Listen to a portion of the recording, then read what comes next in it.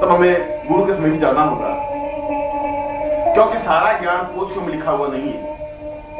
और अगर ज्ञान पोथियों में लिखा हुआ भी है तो पुस्तकें उस ज्ञान का विवेचन नहीं कर सकती, समझा नहीं सकती, हृदय में उतार नहीं सकती। उस हृदय में उतारने के लिए गुरु की आवश्यकता है। जब गुरु समझा सके कि इस पंक्ति का, इस तत्व का, इस धारणा का अर्थ क्या है। यदि हमें शंकराचार्य को समझना होगा तो शंकराचार्य के ग्रंथ हमें नहीं समझा सकते। शंकर भाष्य हमें पूर्ण ज्ञान, पूर्ण चिंतन नहीं दे सकता। इसके लिए गुरु की जरूरत है। कैसे गुरु की जरूरत है? वह गुरु जो अपने ज्ञान के बल से, अपनी साधना के बल से अपने अंदर शंकराचार्य को उतार सके।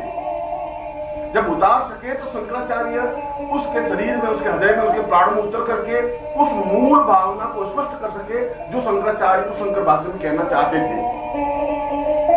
और तब गुरु उस मूल चिंतन को अपने शिष्य को दे, और ऐसा करने पर ही उसका मूल चिंतन की एक परिधि, एक परिणी, एक तरीका, एक रास्ता बनता है। शंकराचार्य से वह मूल रूप से ज्ञान गुरु के हृदय में उतरा, और गुरु के हृदय से वह ज्ञान शिष्य के हृदय में ज्यों का त्यों उतरा। उसमें किसी प्रकार का बनावट, भेद या अंतर नहीं आया। यह जरूरी है। यह गुरु के लिए कठिन क्रिया है, और यह गुरु तभी ऐसा कर सकता है जो अपने आप में योग्य है, जो अपने आप में अद्वितीय है, जो अपने आप में श्रेष्ठ है। मैं चर्चा कर रहा था शिष्योपनिषद की, और मैं अपने इस प्रवचन में उस अद्वितीय और महत्वपूर्ण शिष्योपनिषद के कुछ श्लोकों को, कुछ महत्वपूर्ण श्लोकों को आपके सामने उद्धृत कर रहा हूं, जो कि उस शिष्योपनिषद का मंथन है, सारभूत चिंतन है, जो बहुत श्रेष्ठतम श्लोक है।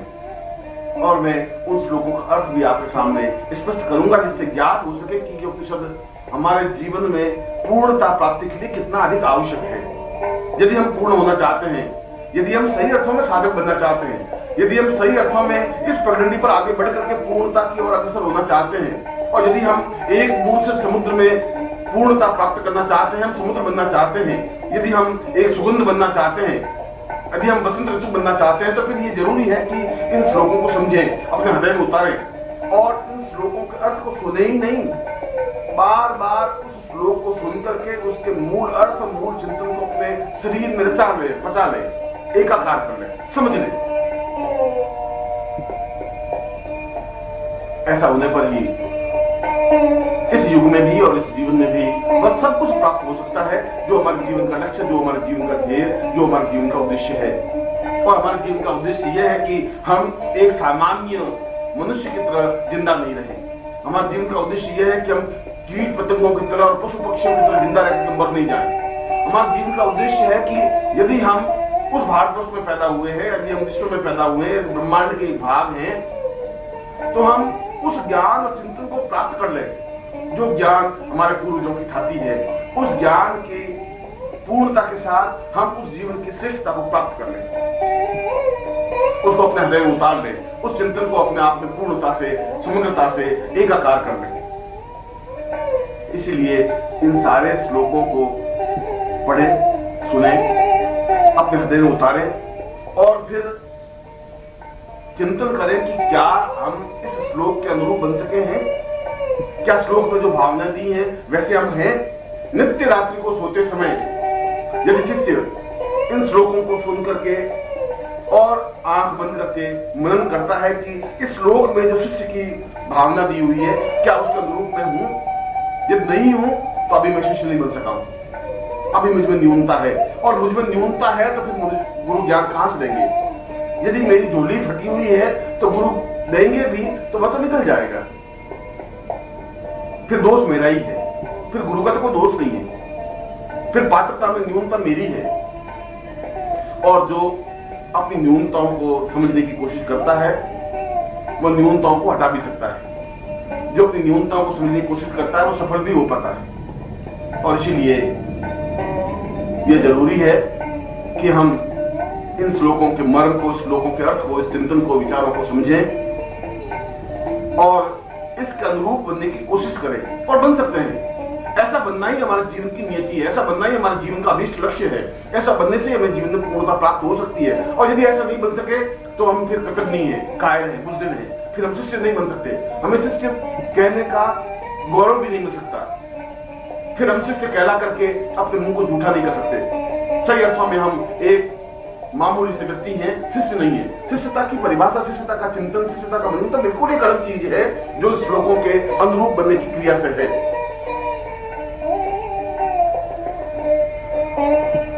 मैं कुछ महत्वपूर्ण श्लोकों को इस प्रवचन के माध्यम से स्पष्ट कर रहा हूं,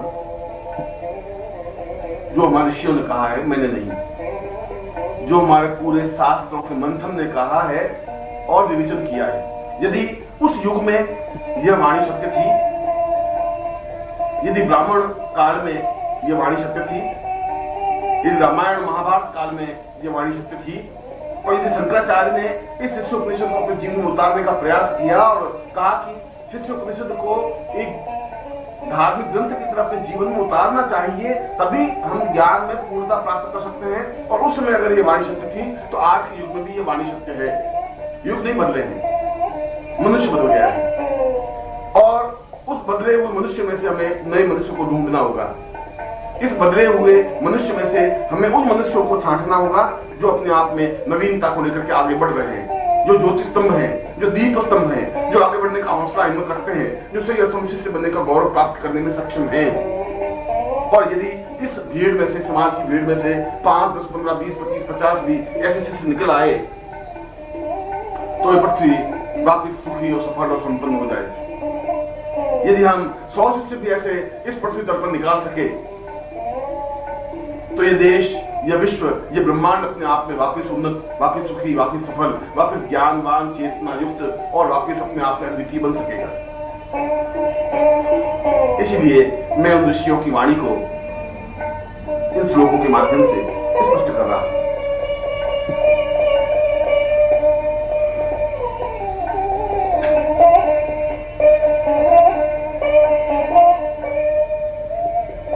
शिष्यो वतंसं परमेव तुल्यं गुरुर्वै गृहीतवं मम भावनेत्रं चिन्त्यं विचिन्त्यं हृदयं सदान्ये देहो प्रपन्नं वदनं